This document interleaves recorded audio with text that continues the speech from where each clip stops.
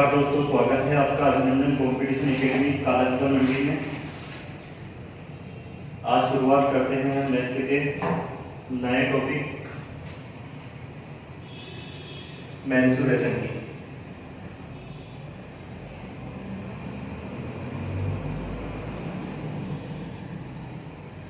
जैसा कि सभी को पता है, मेंसुरेशन का मतलब होता है क्षेत्रमिति।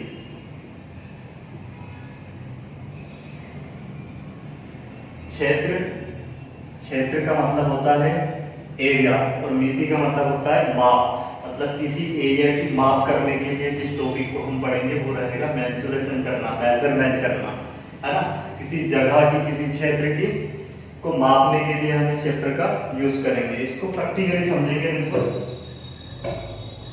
बहुत इजी तरीके से पढ़ने वाले हैं। इस टॉपिक को पूरा क्लियर तरीके से आपको समझ में आएगा। घबराने की कोई जरूरत नहीं है। आपको पहले कभी समझ में नहीं आया है तो भी समझ में आएगा, इसलिए बने रहिएगा। मेंसुरेशन को हम दो टाइप में पढ़ेंगे, दो तरीके से। इसको दो पार्ट में बांट देते हैं। फर्स्ट पार्ट रहेगा इसका 2D और सेकंड पार्ट रहेगा 3D। तो 2D और 3D का मतलब होगा 2 डायमेंशियल एंड 3 डायमेंशियल। द्विविमाय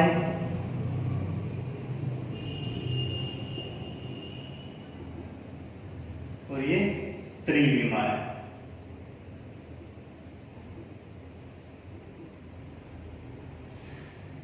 तो द्विविमाय और त्रिविमाय में अंतर क्या है वो आपको समझना है। ऐसी सारी आकृतियां जो प्लेन है, बिल्कुल सपाट है, वो 2D में आएगी।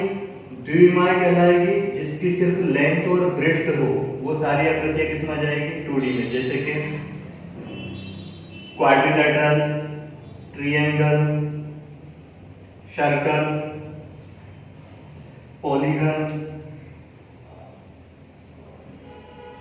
पॉलीगन में ये सारी आकृतियां जाएगी।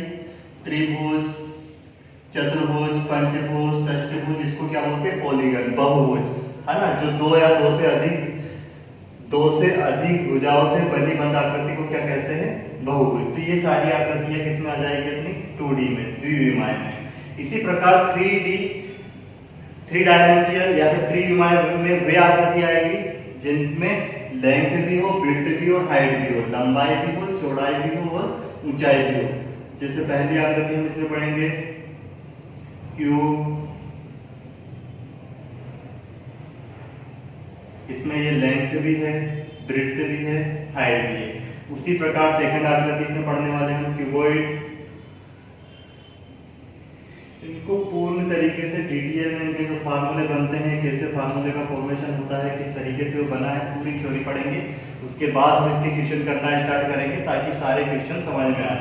पहले थ्योरी कंप्लीट करेंगे और उसके बाद अपन करेंगे इसका क्वेश्चन सोल्व करेंगे। प्रीवियस ईयर एग्जाम में आए हुए क्वेश्चन भी करेंगे। पूरा एडवांस मैथ्स इसी तरीके से पढ़ेंगे हम। पहले उसकी थ्योरी कंप्लीट करेंगे और उसके बाद उसके क्वेश्चन कंप्लीट करेंगे। एडवांस मैथ्स को पढ़ने का तरीका थोड़ा अलग होता है, उसी प्रकार अरिथमेटिक मैथ्स को पढ़ने का तरीका अलग होता है। ये लेंथ है, ये ब्रेड्थ और ये हाइट। अब ये क्यूब में लेंथ, ब्रेड्थ, हाइट सभी समान होती है, बराबर होती है, इसलिए उसको अपन ए मान लेते हैं। सेकंड आकृति इसमें पढ़ेंगे, थर्ड आकृति पढ़ेंगे इसमें सिलेंडर। फोर्थ पढ़ेंगे कोन, स्फेयर, सेमीस्फेयर, पिरामिड, प्रिज्म, सभी इसमें 3D में हम पढ़ने वाले हैं, जिसमें लेंथ, ब्रेड्थ और हाइट है। कोन हो गया, उसके बाद हम पढ़ेंगे पिरामिड, प्रिज्म, स्फेयर, ये गोला हो जाएगा, आर्कगोला, स्फेयर, सेमीस्फेयर, एक्सेट्रा। उम्मीद है कि सभी को समझ में आ गया होगा कि 2D क्या होता है और 3D क्या होता है। 2D में वे सभी आकृतियां आ जाएगी जिसमें दो विमाएं हैं, जिसमें सिर्फ लंबाई और चौड़ाई की बात की जाएगी, और 3D में वो सारी आकृतियां आ जाएगी जिसमें लंबाई भी होगी, चौड़ाई भी होगी और ऊंचाई भी होगी। एग्जाम्पल अगर कोई पूछे तो ये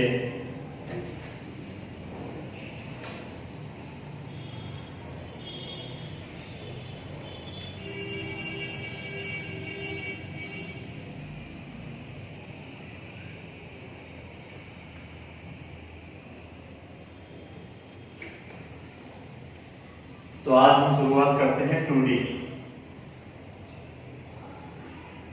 2D में जितनी भी आकृतियां हैं, जितने भी सभी के हम पहले फार्मूले समझेंगे। तो शुरुआत करते हैं चतुर्भुज से।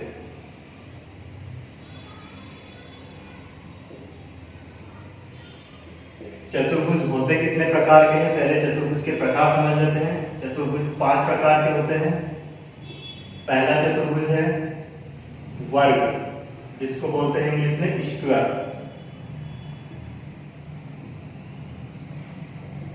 सेकंड हो जाएगा आयत, जिसको बोलते हैं रेक्टेंगल। बाइलिंगुअल पढ़ रहे हैं, इंग्लिश मीडियम है, हिंदी मीडियम साथ में।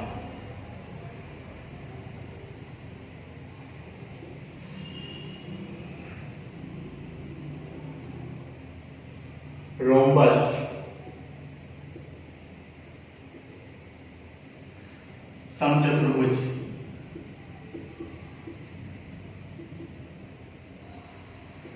फोर्थ हो जाएगा पैरेललोग्राम,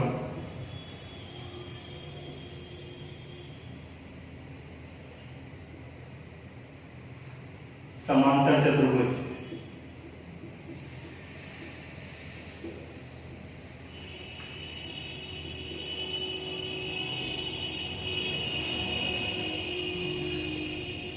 फिर तो हो जाएगा ट्रिपेजियम,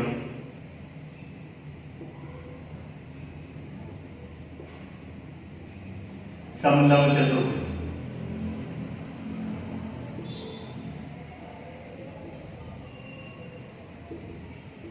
तो पहले सभी को याद करना है कि चतुर्भुज कितने प्रकार के होते हैं। चतुर्भुज 5 प्रकार के होते हैं। पहला होगा वर्ग, फिर आयत, फिर रेक्टेंगल, आयत, फिर रोम्बस। मिस्टेक हो गई है, पहले हिंदी में लिखने में पूरे देख लीजिएगा। वर्ग, आयत, समचतुर्भुज, समांतर चतुर्भुज और समलंब चतुर्भुज। इंग्लिश में square, rectangle, rhombus, parallelogram, trapezium. उम्मीद है सभी को ये समझ में आ गए होंगे। हम एक एक करके इनके फार्मूले को समझते हैं।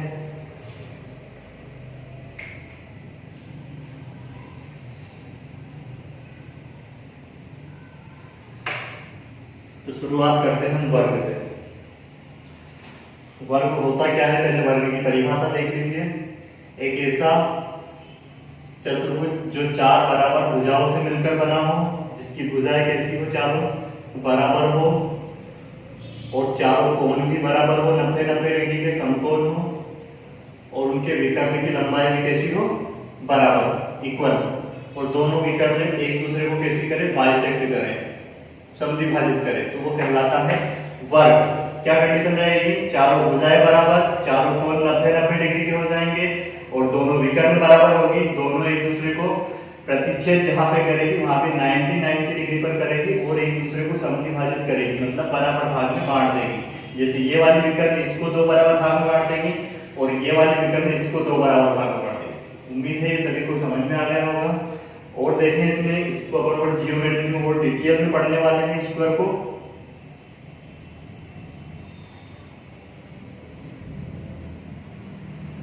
वर्ग का क्षेत्रफल हो जाएगा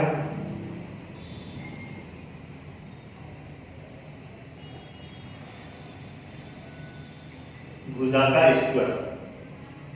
चारों भुजाएं इक्वल है, इसलिए अपन इसको ए नाम दे देते हैं। तो उस भुजा का क्या करते हैं, वर्ग करते हैं। या फिर भुजा को भुजा तो a इंटू ए करेंगे तो उसका क्या हो जाएगा, a का स्क्वायर। तो ये क्या हो जाएगा, इसका क्षेत्रफल का फार्मूला हो जाएगा। इसी प्रकार परिमाप, वर्ग का परिमाप हो जाएगा 4a। परिमाप होता क्या है, देखो क्षेत्रफल तो क्या होता है, जैसे ये वर्ग है, इसका पूरा ये क्षेत्रफल निकालना, ये कहलाता है वर्ग का क्षेत्रफल। और पेरीमीटर की बात की जाए तो सिर्फ इसके आसपास की बाउंड्री, कोई खेत हो वर्गाकार तो उसकी चारों मेड़ों की लंबाई चारों तरफ की, वो उसका क्या कहलाएगा, परिमाप। तो परिमाप का फार्मूला क्या होगा, 4 इंटू ए, 4 गुणित भुजा। चारों भुजाएं बराबर होती है, इसलिए एक भुजा की लेंथ में अपन 4 का मल्टीप्लाई कर देंगे तो क्या हो जाएगा, चारों भुजाओं की लंबाई निकल जाएगी और वही कहलाएगा वर्ग का परिमाप। इसी प्रकार वर्ग की एक भुजा की लंबाई अगर हम निकालते हैं, डायगोनल विकर्ण की लंबाई निकालते हैं, तो वो क्या होगी, वर्ग के विकर्ण की लंबाई, length of diagonal of A square. वो हो जाएगी a√2। ये आया कहाँ से है, सभी को पता है, ये भी यहाँ से यहाँ तक की लंबाई a और ये भी a, तो ये यहाँ पे एक समकोण त्रिभुज बन रहा है। और समकोण त्रिभुज में सभी ने 8th क्लास में पढ़ी होगी पाइथागोरस थ्योरम। तो जब दो भुजाओं की माप बराबर हो और त्रिभुज कैसा हो, समकोण हो, तो तीसरी भुजा की माप हम निकाल सकते हैं। क्या हो जाएगा, कर्ण का स्क्वायर बराबर, इसको d नाम दे देते हैं डायगोनल को, d बराबर d का स्क्वायर बराबर a का स्क्वायर प्लस a का स्क्वायर, इन दोनों भुजाओं के वर्ग का योग करेंगे तो क्या हो जाएगा a का स्क्वायर और ये हो जाएगा 2a का स्क्वायर। तो ये आ जाएगा कि इधर से स्क्वायर हटाएंगे तो इसके पूरे पे क्या जाएगा, रूट आ जाएगा।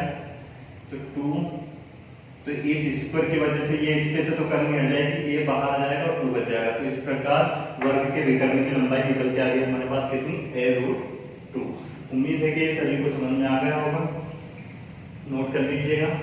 तो वर्ग में आपको बेसिक से इतनी जानकारी सभी को याद होनी चाहिए। वर्ग का क्षेत्रफल होता है भुजा का स्क्वायर, वर्ग का परिमाप होता है भुजा इंटू 4 या 4 इंटू भुजा, वर्ग के विकर्ण की लंबाई हो जाएगी कितनी, a√2। इसको अगर इंग्लिश में लिखें तो इंग्लिश में हो जाएगा area of A square, perimeter of A square और लेंथ ऑफ विकर्ण ऑफ ए स्क्वायर। उम्मीद है सभी ने नोट कर लिया होगा और समझ में भी आ गया होगा। अब यदि हम इसका क्वेश्चन करें, एक क्वेश्चन आ जाए एग्जाम में कि किसी वर्ग की एक भुजा की लंबाई 5 सेंटीमीटर है तो उसका क्षेत्रफल ज्ञात करें। तो क्या हो जाएगा, देखेंगे वर्ग के क्षेत्रफल का फार्मूला क्या है, भुजा गुणित भुजा है तो भुजा का स्क्वायर। तो भुजा की लंबाई हमने को दी है 5 सेंटीमीटर, तो इसका क्षेत्रफल हो जाएगा 5 का स्क्वायर करेंगे कितना जाएगा, 25 सेंटीमीटर स्क्वायर।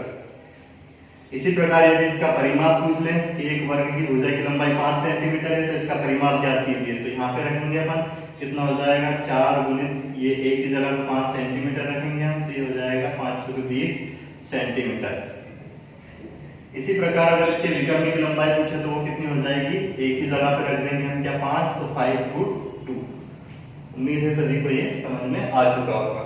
और बाकी एग्जाम में आए हुए क्वेश्चन, डिफिकल्ट क्वेश्चन, सारे क्वेश्चन अपन बाद में करेंगे। अभी बेसिक थ्योरी पढ़ते हैं वर्ग की थ्योरी कंप्लीट हो चुकी है। अब हम देखेंगे रेक्टेंगल, आयत। We are discuss about rectangle. What is a rectangle? Rectangle, तो रेक्टेंगल का हिंदी मीनिंग सबको पता है, क्या होता है, आयत। तो आयत कहते किसे हैं समझेंगे। डेफिनेशन ऑफ आयत, डेफिनेशन ऑफ रेक्टेंगल, आयत की परिभाषा क्या होती है। तो एक ऐसा चतुर्भुज जिसकी आमने सामने की भुजाएं बराबर हो और एक दूसरे के समानांतर हो और चारों कोण की लेंथ कैसी हो, चारों कोण की माप मेजर कैसी हो, बराबर हो, 90 डिग्री हो, तो उसे हम कहते हैं आयत। और इसकी जो विकर्ण की लंबाई है वो भी एक दूसरे के बराबर होती है, बट ये एक दूसरे को समद्विभाजित नहीं करती है, ये ध्यान रखना है ना। यहाँ पे 90 डिग्री पर नहीं काटती है, सॉरी समद्विभाजित तो करती है, पर परपेंडिकुलर बाइसेक्टर नहीं होती है। तो इसका आयत का क्षेत्रफल हो जाएगा, आयत का क्षेत्रफल, ये लेंथ है और ये ब्रेड्थ है। वर्ग में क्या होता है, उसकी लेंथ और ब्रेड्थ बराबर होती है, इसलिए अपन ए मान लेते हैं, चारों भुजाएं बराबर होती है इसलिए। बट इसकी लेंथ और ब्रेड्थ अलग अलग होती है। लेंथ बराबर रहेगी, आमने सामने की भुजा बराबर रहेगी, ये और ये आपस में बराबर होगी, ये और ये आपस में बराबर होगी, है ना। तो आयत का क्षेत्रफल हो जाएगा लेंथ इनटू ब्रेड्थ। आयत का परिमाप, आयत का परिमाप हो जाएगा, देखो आयत परिमाप होता है क्या है, चारों भुजाओं का योग। तो ये जैसे लेंथ कितनी है यहाँ पे l, तो ये भी कितना होगी, इसके बराबर ही होगी, तो इसमें 2 का मल्टीप्लाई कर सकते हो डायरेक्ट। ऐसे b, तो ये भी कितनी इसके बराबर ही है, 2 भी हो जाएगा। यहाँ से 2 कॉमन आ जाएगा, तो ये क्या हो जाएगा, 2 ब्रैकेट में लेंथ प्लस ब्रेड्थ। उसी प्रकार हम निकालेंगे आयत के विकर्ण की लंबाई।